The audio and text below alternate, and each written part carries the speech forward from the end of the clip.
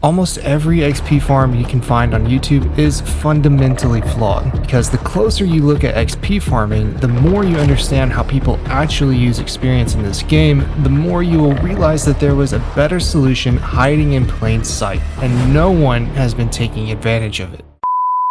This is a farm that makes a modest 440 XP per hour, or 1300, or 2600, or even more if you really wanted to, because it's expandable exactly as is within one per loaded chunk. To put this in perspective, this is how many diamond and netherite tools each of these sizes can fully repair every hour. And in this video, I'll be showing how all of these are actually better for how you use XP than even the best guardian farm. And even among XP banks, these simplify complex slices like this, or this into this. Yes, that is correct. And the crazy part is it actually does the same job better and arguably faster than these giant XP slices, and is also more configurable. And could I also interest you in a brand new dirt cheap kelp farm with no observers whatsoever, or the first ever cactus layout optimized for pearl loading? Welcome back to my series Minecraft for the People, where we take a deep dive into a particular type of farm, explain how a better version of it works, and then build it block by block with schematics and world downloads always available for free. So how does this all work, and why is it genuinely better for experience than even the best guardian farm? And why are all these claims you see on YouTube to be the best XP farm just flat out wrong? Well, to find that out, we first need to take a look into why XP farms work and what types of them there are.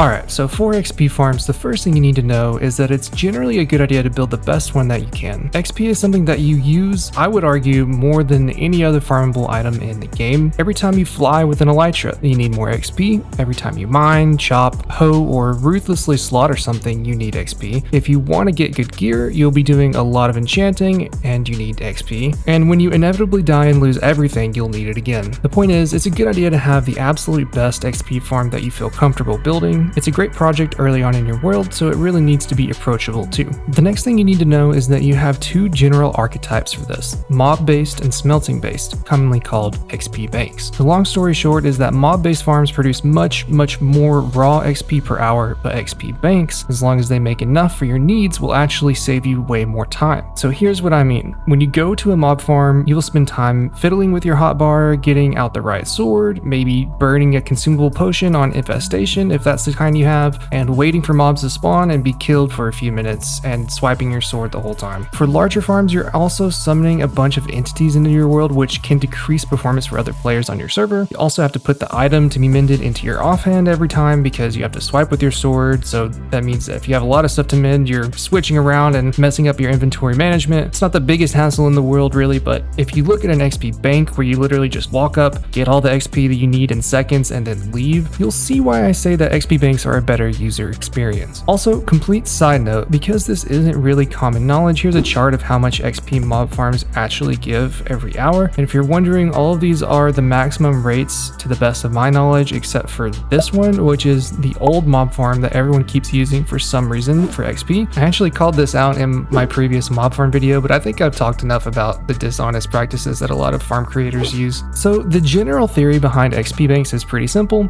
You farm a fuel source and something to smelt, and XP builds up in the furnace over time so that when a player comes to take it out, they get a lot of larger XP orbs all at once, allowing for near instant absorption of all that XP. This is contrasted to mob farms where there's a lot of smaller orbs which take a long time to absorb, which is why they take a lot longer. The bank then will smelt some more fuel passively in the background to refill while the player goes on their way with fully mended gear. And the reason why banks haven't been used very much is that before 1.21.5, you couldn't actually chunk load a random tick based farm, which is kelp and cactus, which is what I'm using for this. That means that automatic banks weren't really possible without a player AFKing there the whole time, which makes them not quite as good as mob farms, I think. Unless you're willing to just AFK for extremely long stretches of time, or, put a bot there if you have bots. But most people don't want to do that. So an important question that we want to tackle and just be sure of is, what fuel and smelted items should we be using for our XP bank now that we can chunk load them? And the smelted item is a really simple choice because in Java Edition, cactus is by far the best bang for your buck here, even to the point of being a bug. And Mojang, please do not fix this. If you break more of my farms, I will go crazy. People have enough trouble building my gold farm as it is without you changing things every 6 months. Every cactus you smelt gives you an entire 1 XP, which is really good, and even taking into account the double speed of a smoker and blast furnace, it's by far the best item in the game to use for this purpose that you can actually farm. In fact, the only smelted item that makes more XP per hour than cactus is ancient debris, which I think is pretty impressive that it gives so much. Fuel is a little bit more complicated because you technically don't need an actual kelp farm here, but it will be running a long time in the background, so it needs to be truly sustainable, whatever is our fuel here. You could have a bone meal farm that grows 1 kelp for each bone meal generated. However, this sort of setup is almost always more expensive and or complex compared to what I'll show you right behind me here. It is totally possible, it's just not quite as easy to directly scale, if that makes sense. So you may remember from my smelter video, I'm in the same world, but I've absolutely desecrated it. But you may remember that kelp is one of the most efficient naturally grown fuel sources. Using kelp to smelt itself means that for every 9 kelp you farm, you can net smelt 11 other items, which is pretty darn good. And it's really too bad that all the compact kelp farms require tons of observers, right? These are kind of expensive. If only we had a new farm that was way cheaper than that. Hey look, it's a brand new kelp farm that I made that just might be the cheapest ever created.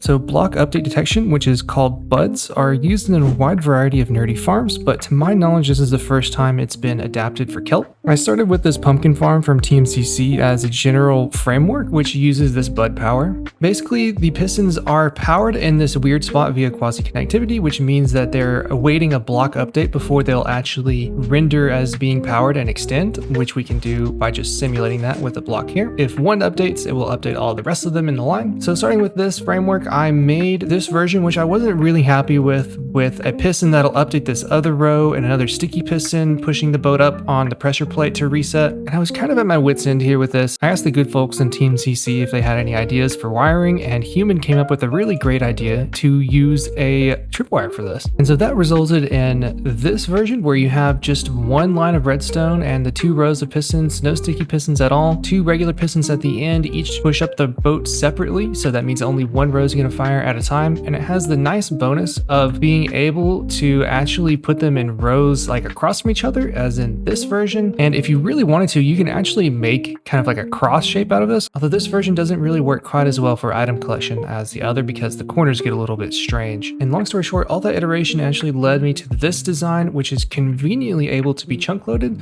You'll see that this boat entity hitbox, the center is actually still in this chunk, so it's perfectly fine as long as you position it correctly. So 15 redstone dust, 32 normal pistons, and a tripwire can give you 219 kelp per hour for each of these little modules here, I guess you could say. And so that means that this version, of course, is going to be about 440 kelp every hour. And so that means it's going to be the equivalent of 266 net smelted items per module per hour. However, because of the discrete number of furnaces or smokers down below, there's actually a tiny bit of loss here. And I'll talk a little bit more about what that looks like in just a minute. And so the basic way this works is that there's a water source in the middle and 2 rows of kelp on either side. And whenever a kelp plant grows, the piston will break it, updating the whole line, and the kelp will travel, hit this wall, and then fall down into the collection below. And you'll notice that on the medium and the large versions of the farm, I actually have a few more glass panes right here. You can use either glass panes or walls, and either will work. The glass panes are pretty efficient and it lets you see all the beautiful farm working in action, which I think is pretty cool. But we have more on these versions because there's a very small chance that the higher it is, that one item could get stuck on like the edge on the top right here from above. This helps prevent that and make that almost not even measurable anymore. It's far less than 1% of drops in this configuration, but occasionally you may still see one item sitting here and it won't impact the rates of the whole at all from theoretical. While it is truly unfortunate for performance to fire 15 pistons each time a kelp grows, and the TMC nerd police might very well come after you for that, for smaller scales under hopper speed, the cost optimization and the easy collection really outshine any performance hit for this that I'm able to measure, at least in my experience. And here's a version that I think would probably be the upper limit of this, which is a hopper speed variant that makes just under 9,000 every hour. There's a few boats in here, but it really doesn't have that bad of a decrease in performance. Pistons are one of the more laggy blocks in the game, so even this might be pushing it a little bit. So that's one half of the XP system pretty much solved, but what about the cactus here? Isn't random cactus farming basically already solved at this point? Wrong. Well, really just for pearl loading, there is not a good solution that I could find. So I've actually taken out all the cactus here just for performance reasons while I'm in this area, but this layout was popularized by Ilmango. In the 4x4 size, this actually wastes a lot of space in the chunk, and in the 8x8 size of this, it actually is too big, and the cactus item entities will hit the chunk border, and that means that they'd be building up over time, and whenever you come back and load them, due to how pearl loading works, it means that there'd be a ton of entities all at once, which would probably lag really hard and or maybe crash your game. But the thing is, because each cactus doesn't really give that many plants per hour, we actually want to be able to use the amount of space in one chunk as best as we can in order to make it really dense so that we could theoretically scale this up a lot more if we wanted to. It'd be great if we had a configuration that would use this space the absolute best way possible.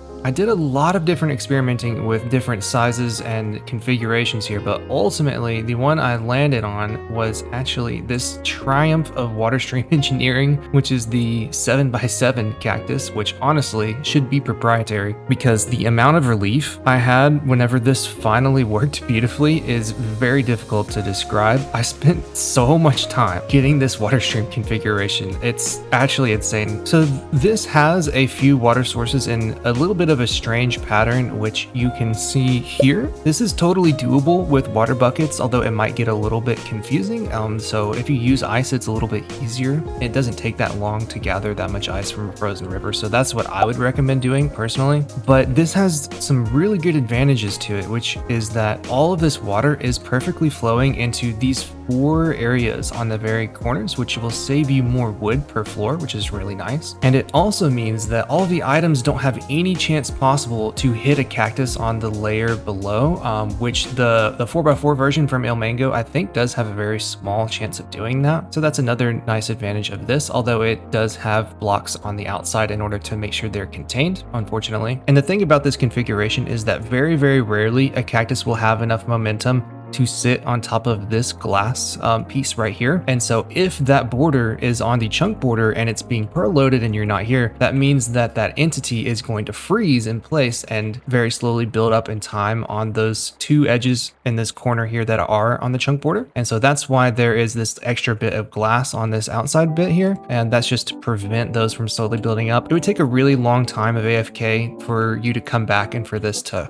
severely lag your game to be an issue. But I've gone ahead and put these here just because I know that this is a system that's designed to be run for a really long time in the background while you're doing other things, and I don't want anyone to have this issue if they forget to check up on this. And if anyone wants to complain about how many water sources there are here on each layer, I really want you to try and do better. 7x7s are absolutely maddening for getting this water stream placement to be nice, so by all means try and go ahead, and if anyone comes up with a better solution, let me know. Alright, so we now have each ingredient of a proper pearl loaded XP farm, meaning that we now need to design a cheap interconnected smelting system that works together and is easily expandable as the farm expands. This is the same general framework on all of these versions, so I'm going to go ahead and walk you through it real quick. And I'm going to turn off Voxy because honestly whatever it's doing to the glass here is just driving me insane. So the general framework is really easy to understand. We have all the kelp being flushed into here on this water stream where it'll go over this hopper right here. I've already solved all this alignment so you don't have to worry about any items getting stuck in this hopper. I need to talk about a little bit more of the techie part of this design, which is we have to match the output of the kelp to the number of furnaces and actually the number of cacti layers.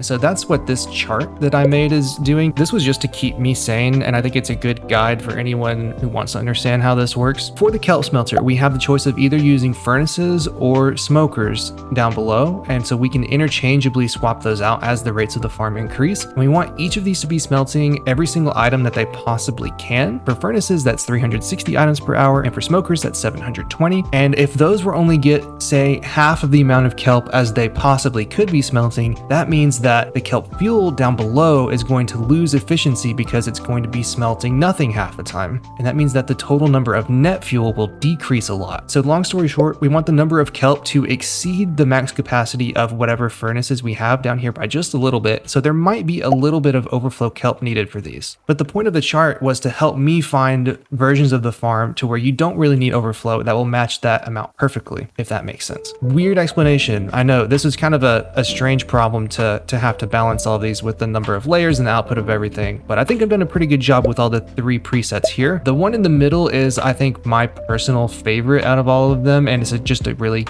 good balance for, I think, the skill level that goes into this farm, what you get out of it, maybe a really small server or a single player world. It would work good for both of those. And I think the water routing deserves mentioning here because I'm actually really proud of how this turned out. So the top items will get routed on top of all the hoppers here, and they'll be aligned on this far side. And so then as all these get smelted into dried kelp, they'll be routed into this crafter, which will be crafting the blocks up into this dropper, which will then eject them into the water stream above. So the kelp blocks will actually hit this slab, and then they'll be pushed by this water out over this hopper line here. So you can also have an easily expandable number of hoppers in this location. And we also have a very simple burnout torch clock here. But yeah, that lets us get away with almost nothing here at all for this, which is actually, I think, the cheapest kelp smelter I've ever seen personally. And once again, for this version only, there will be a tiny bit of overflow kelp just because we're a little bit over what one furnace can smelt at once with these 2 modules here. I really don't like the way that this solution turned out for burning the items, but you can do it this way or with soul sand. I wanted to use cactus since you're gonna have cactus anyway, so on the very cheapest version of this, we have a pre-nether variant here with no quartz, no nether materials at all, so that's pretty nice.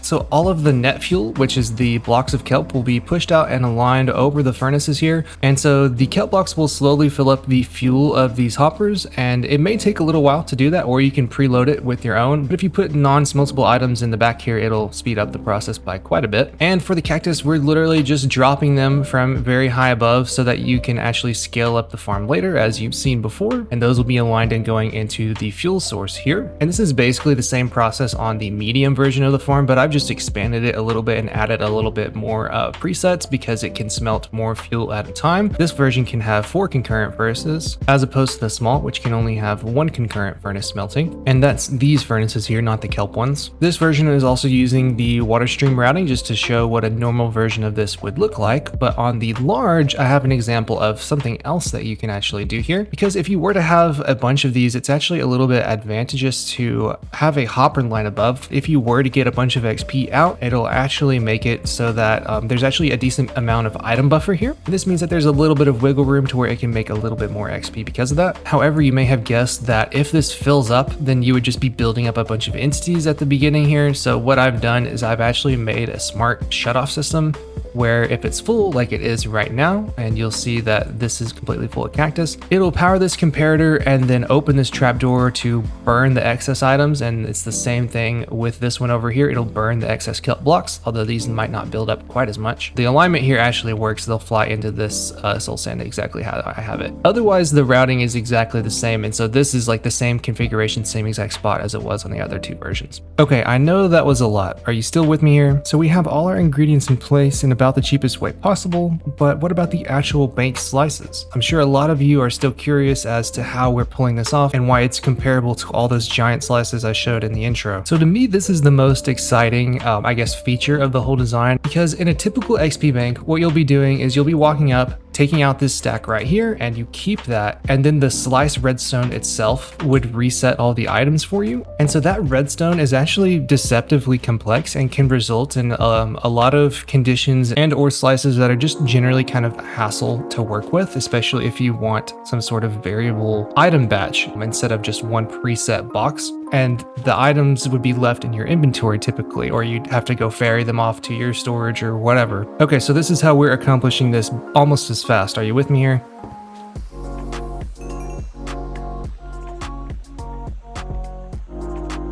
And that's it. What I'm doing down here is you just hold Control Q, and then as you pass your mouse over each stack, it'll automatically drop it, and all the items will go into this water stream and be burned down here. Honestly, the amount of redstone you save by doing this makes this a really good option in general for a beginner system, but also there's one other thing here that's nice, and that is that in most of the XP banks, they just have this stack floating around in your inventory and don't really give you a place to burn it. And if they did, you'd have to go, take all that, put it in a chest, and then you'd be on your way. So the amount of extra time that you would spend doing that is really close to the amount of extra time that you'd spend dropping these right here. And as long as you're standing on this colored row whenever you're in front of a furnace, all of your items will be dropped down into this water stream and just burned, and it'll automatically do that for you. To me, this is a really, really good trade-off for buildability versus usability, and I think that it's at the very least very comparable to the user experience. To be fair, it's not entirely monkey-proof. You have to know to clear out the inventory below. Even if you don't do that, it won't break the slice, it just wouldn't generate hardly any XP, and you could just easily reset it next time. All in all, I think this is a really good system for most players. And if you want to, I've added a little bit of a safety feature here, just in case if you do use like diamond tools. So if you accidentally threw a tool in here, which shouldn't really be that easy to do, just in case you did, there's a little cobweb to where you could go fetch it before it actually burns up. And you could put a little ladder down here if that was scaring you. And I'm intentionally using lava and not cactus here just so that if it's a netherite tool, it wouldn't be burned anyway. So just on the very, very off chance that you do throw something important into here, you can get it right back. And so because we're just using whole inventories and not any other complicated redstone, it actually makes this really, really easy to precisely dial in exactly how much XP you want. So if you want to read all these signs, the convention is this is what the total amount of XP is going to mend, and the 5 stacks is just the amount that you drop. The actual XP is going to be from 6 stacks because you're also getting this one in the furnace plus all these 5 or whatever that would be on all the others. And so that's what the total XP is, because that's the amount of items you're taking out of these, and that's the amount of items that are going to be burned until it fills up again. And the 5 stacks is just for how many you have to drop out of the lowest container. So for here's a half min diamond. If you'd use a crafter, then you don't have to have any filler items, like for example, in a full min diamond, you could also have all these filler items here and then just drop all the dye. So you could do this with all barrels. I think a whole dropper, which is you're dropping 9 stacks and it's giving you 640 XP. That'll take you from 0 to 21 levels, and it actually is a pretty good compromise. That's a really nice, just general batch size, I think. That's also what the crafter is doing, is that these 2 slots, you don't have to worry about dropping any filler items, and you could configure the crafter, by locking a slot to only drop exactly how much you want. So here's a half min diamond and a half min netherite, a full min diamond and a full min netherite, and of course, all of these are interchangeable. And if you want to, you can actually do even more bulk XP for a small version here, which is 27 stacks, which will take you to 0 to 33 levels. If you are using an enchantment table, which you shouldn't be, it will be perfect for that because it will take you 0 to 33 levels. And let me show you an example of if you wanted even more than that. So if you wanted even more XP than that, for example, in a double chest, what you have to do is you have to put chests below that because the items would get caught on this lip right here. And also this block right here cannot be a full block. That's why the copper bars or iron bars aren't actually attaching to it, which leaves space for the items to go through here and the player not to fall down. So that's why I'm using barrels instead of normal chests for that. So if you didn't know, each XP will actually mend 2 durability on your tool. So that's why only about 1000 XP will mend a netherite tool and 832 will mend a diamond. And that's if they were at the absolute lowest they would possibly ever be. And just taking one last look at the numbers for this large variant, it's going to be able to smelt 8 of these furnaces at a time, and it's going to be able to give you about 2640 XP per hour. Now let me tell you about something that's going to happen. There's going to be someone who didn't watch the whole video who's going to say, hey, pro tip, you can put a lever on the kelp smelter furnace and smoker, and you can use that to get bonus XP. This is the part where it's in the video that you're going to miss. But yes, this is true. All you need to do is just power this furnace and then take the item out to get all the XP that was in there that whole time. And that's a nice little bit of bonus XP that you can get every now and then. Quick reminder that if you like this video and want to see others like it, the best way to support the channel and get something cool back in return is on my 4th wall page. On there you'll find several designs that I think are pretty funny and are handmade by me. There's honest pricing info on every listing, so go ahead and go check that out if it interests you. And I also sincerely appreciate the other people who have purchased something on there. Thank you guys so much. And of course I'm always available in Discord if you do ever run into any issues there. And now we'll go back to the video. Be sure to watch this before you start the tutorial because I'm about to give you a little bit of important information that could save you hours of your time. The first thing being is that anytime you're making something that's kind of big like this, using Lightmatica, even if you've never used it before, is going to save you hours of your time, even considering learning the basics, most likely. So I would suggest learning from the many tutorials on YouTube that are available for this. And for all of you big brain people who are using the schematic, make sure that it's chunk aligned with this little yellow glass here. And that's just to show you exactly where the chunk should be on the outside of this. as you can see by this lovely sign here that tells you what's happening. You also want the bottom of the farm to not be any higher than Y150, just in case you expand it into the large version of the farm. And one more quick note about how this farm is loaded. You'll want to make sure that the farm is loaded anytime that you have anytime that you have this kelp module running here, because there's a strange thing that can happen. So if it's not being loaded and this is in a lazy chunk from a player, like sitting somewhere, if it sits like that for a long time in a lazy chunk, there's a chance that the farm could break. Just have this loaded and you'll never have that issue. If not, it's probably not a big deal and you could just fix it if it happens. If you're on single player and you have a pearl here, you'll never have to worry about that because it'll always be loaded. On multiplayer, you might want to explore having a nether portal chunk generator here, or if you just have a bunch of pearls and the odds are that one of them's on here at any given time, then that could be a realistic expectation. But if this thing is in a place where players are commonly and there's not a system that's loading it in place, the odds are that it could potentially break a few rows of this because kelp grows pretty fast. So on multiplayer, my suggestion would be to use stasis chamber arrays down here and just put it somewhere that people don't go very often, and then you won't really have to worry about that. Or if it was in a pretty high traffic area, then you could put another portal system down here. And one more thing I want to point out before going into the tutorial is just that the pre-fill for the kelp blocks is going to take a little while because it has to fill up all these slices the first time whenever you start running this thing. And so there are a few ways that you can help this out. One of the best ways is just to put separate fuel down here. So you could put, a stack of coal blocks or a stack of coal. What that would do is essentially produce kelp blocks at about twice the rate that it would. Another thing that you can do is you can put a substitute fuel in here, because whenever it first fills up, there's going to be no items in these droppers, and so that it's going to take a little while to fill up all the items for the first time. So it's kind of a double whammy of taking a little bit more time, and it might take if you didn't do any of these measures, it might take a little bit more than a day of playtime for this to actually fill up all the slices the first time. It'll take a lot less after that. But once you're actually using the slices and everything has already pre-filled, then whenever you drop everything, it'll reset in just over an hour and a half per slice, which is pretty good. So that was kind of a long and boring explanation section, but if you watch it through, you should completely understand what's going on here. And if you didn't watch it, you really should, especially before you complain about it in the comments or in my Discord. And speaking of my Discord, if you do have a question, there will always be a discussion channel for each one of my farms like this one. So go ahead and ask it there and check all the pinned comments, because for all of my farms, I will pin the answers to the most commonly asked questions in that channel. So anyway, let's go ahead and show you how to build this thing.